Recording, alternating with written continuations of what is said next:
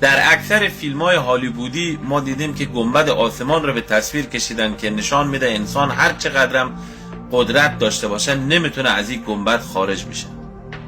این مثالی که میگن اگه میخواین حقیقت رو از کسی پنهان بکنین، او حقیقت رو جلوی چشمش بذارین، او میگرده دنبال حقیقت جاهایی که فکر میکنه مخفی شده، ولی حقیقتی که جلوی چشمشه هیچ وقت بهش توجه نمیکنه.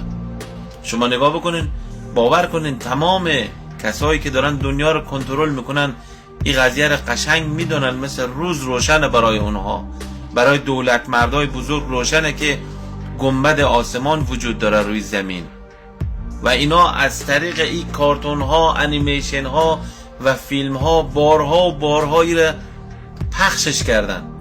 یعنی یک طور جلوه دادن که این یک فیلمه. اگر این واقعیت نبود مطمئن باشین که فیلمایش نمی ساختن همه تا نباشد چیزکی مردم نگویند چیزها.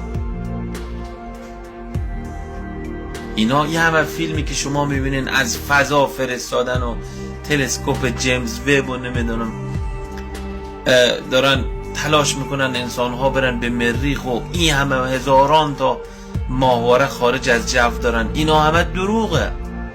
تمام اینترنتی که ما و شما ازش استفاده میکنیم، تمام این ارتباطات فقط از طریق کابل هاییه که اعماق اقیانوس ها کشیده شده و همه کشورها رو به هم وصل کرده. شما نگاه بکنید در بیشتر از 1000 تا فیلم هالیوودی نشان میده که یک گنبد روی زمین هست که انسان ها نمیتونن از این گنبد خارج بشن.